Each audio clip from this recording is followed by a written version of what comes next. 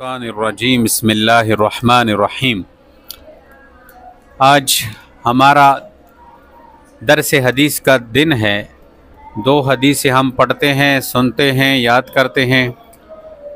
आज हमारे दरस से हदीस का उन्वान है ज़िक्र के बारे में कि हम जब अल्लाह तबारक व तआला का ज़िक्र करते हैं तो इसके क्या फ़वाइद है, दुनिया और आखिरत में इस पर अल्लाह तबारक व तआला हमें क्या देगा, समझ आ रही है। और ये ज़िक्र करना कितना ज़्यादा ज़रूरी है।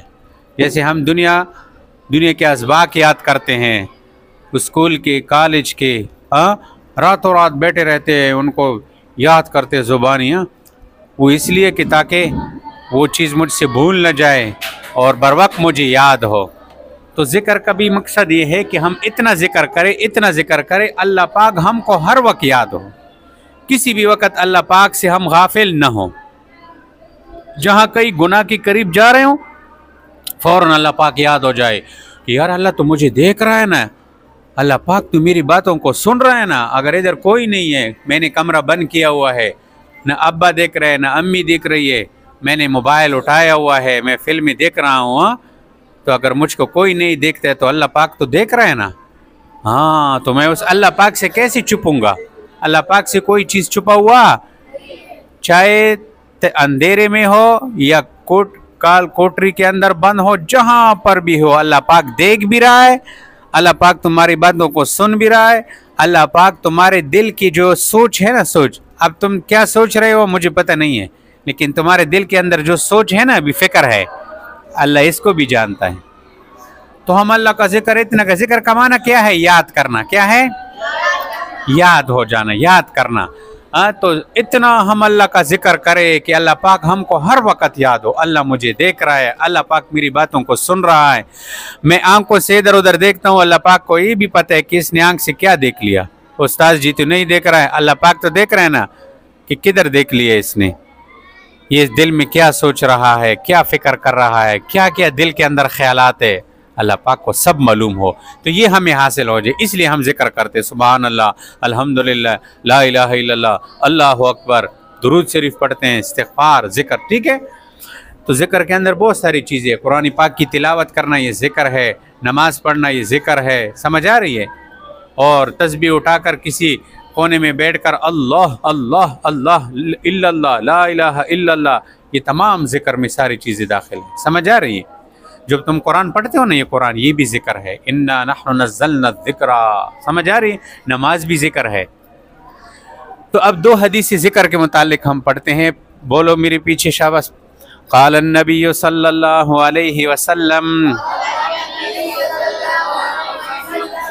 मसलुल्लज़ी यज़कुरु रब्बहु वल्लज़ी ला यज़कुरु रब्बहु मिस्लुल हय्यि वल मय्यिति। हाँ, ये बुखारी शरीफ की तो रिवायत है, सही रिवायत है। तर्जमा, नबी करीम सल्लल्लाहु अलैहि वसल्लम ने फरमाया, जो शख्स अपने परवरदिगार को याद करता है, हाँ, अल्लाह को याद करता है, और जो शख्स अपने परवरदिगार को याद नहीं करता, अब देखो, एक शख्स अल्लाह पाक को याद कर रहा है और दूसरा शख्स याद नहीं कर रहा। अब दोनों की मिसाल नबी अलैहिस्सलाम इरशाद फरमा रहे हैं, इन दोनों की मिसाल जिंदा और मुर्दा शख्स की सी है। हाँ, अब मेरे तरफ देखो, नबी अलैहिस्सलाम ने इरशाद फरमाया कि जो शख्स अपने परवरदिगार का जिक्र करता है उसकी मिसाल जिंदा शख्स की है, और जो शख्स अपने परवरदिगार की अल्लाह का जिक्र नहीं करता उसकी मिसाल मुर्दा शख्स की है। तो बोलो, एक आदमी मुर्दा पड़ा है और एक आदमी जिंदा है, तो देखो, जिंदा आदमी उसके हाथ पांव हिल रहा है, आंखों से देख रहा है, बातें कर रहा है, इससे लोगों को फायदा पहुंच रहा है ना, लोग इससे फायदा उठाते। एक बंदा मरा पड़ा है, लाश है, ढांचा पड़ा हुआ है, उससे कोई फायदा है इंसानों को? न वो हाथ हिला सकते हैं, न तुमसे बातें कर सकता है, न देख सकता है, न तुझे कोई चीज़ बता सकते हैं कि इस चीज़ में फ़ायदा है, इस चीज़ में नुकसान है। हाँ, बहुत सारी बातें हैं।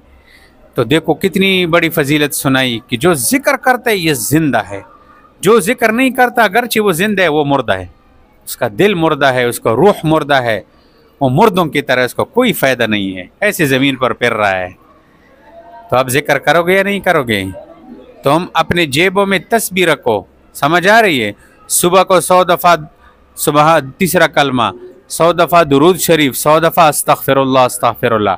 फिर जब शाम हो जाए तो शाम के वक़्त सोने से पहले फिर तस्बीह निकालो, अपनी चारपाई पे बैठ जाओ, सोने से पहले फिर 100 दफ़ा सुबहान अल्लाह अल्हम्दुलिल्लाह ला इलाहा इल्लल्लाह अल्लाहु अकबर, और 100 दफ़ा दुरूद शरीफ पढ़ो और 100 दफ़ा अस्तग़फिरुल्लाह अस्तग़फिरुल्लाह पढ़ो, फिर सो जाओ। जब नमाज पढ़ो तो नमाज के बाद भागो नहीं, नमाज के बाद अपनी जगह पे बैठो, 33 दफ़ा सुबहान अल्लाह, 33 दफ़ा अल्हम्दुलिल्लाह, 34 दफ़ा अल्लाहु अकबर पढ़ो। जिक्र हो गया या नहीं हो गया? तुम घर से निकल रहे, तुमने कह दिया कि बिस्मिल्लाह तवक्कलतु अलल्लाह, आपने अल्लाह को याद कर दिया, इसको कहते हैं अल्लाह का जिक्र। जब तुम मस्जिद में दाखिल होने लगे तुमने कहा अल्लाहुम्मा अफ्तह ली अबवाब रहमतिका, तो ये क्या हो गया? ये अल्लाह को याद कर लिया आपने। और जब तुम मस्जिद से निकल रहे थे तुमने कहा कि अल्लाहुम्मा इन्नी असअलुका मिन फज़लिका, तो तुमने अल्लाह को याद कर लिया। जब तुम बाथरूम में दाखिल हो रहे थे, बाथरूम में दाखिल होने से पहले आपने कह दिया कि अल्लाहुम्मा इन्नी अऊज़ु बिका मिनल खुब्सी वल खबाइस, आपने अल्लाह को याद कर लिया। अब जब बाथरूम से निकल आए आपने कहा कि अल्हम्दुलिल्लाहिल्लज़ी अज़हब अन्निल अज़ा व आफ़ानी, आपने अल्लाह को याद कर लिया। आप जब गाड़ी पे बैठ रहे थे तो आपने कहा सुबहानल्लज़ी सख्खर लना हाज़ा व मा कुन्ना लहू मुक़रिनीन व इन्ना इला रब्बिना लमुनक़लिबून, आपने अल्लाह को याद कर लिया हैं। आप जब सो रहे थे तो आपने कहा कि अल्लाहुम्मा बिस्मिका अमूतु व अहया, आपने अल्लाह को याद कर लिया। अब जब सुबह को उठे आपने कहा अल्हम्दुलिल्लाहिल्लज़ी अहयाना बअदा मा मातना व इलैहिन नुशूर, आपने अल्लाह को याद कर लिया।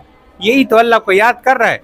सुबह के वक़्त आपने सूरत यासीन पढ़ लिया, आपने अल्लाह को याद कर लिया। आपने कुरान की तिलावत कर लिया, आपने अल्लाह को याद कर लिया। आपने नमाज पढ़ लिया, आपने अल्लाह को याद कर लिया। कितनी अल्लाह की यादें हैं। तो जो बंदा इन चीज़ों में लगता है ना, जो मैंने बता दी, ये अल्लाह को याद करना है बस। अब समझ आ गई? एक और हदीस पढ़ो मेरे पीछे। काल नबी सल्लल्लाहु अलैहि वसल्लम इज़ा मररतुम बिरियाज़िल जन्नति फरतऊ क़ालू व मा रियाज़ुल जन्नह क़ाला हिलक़ुज़ ज़िक्र। तर्जमा, नबी करीम सल्लल्लाहु अलैहि वसल्लम ने फरमाया, जब तुम जन्नत के बागात में से गुजरो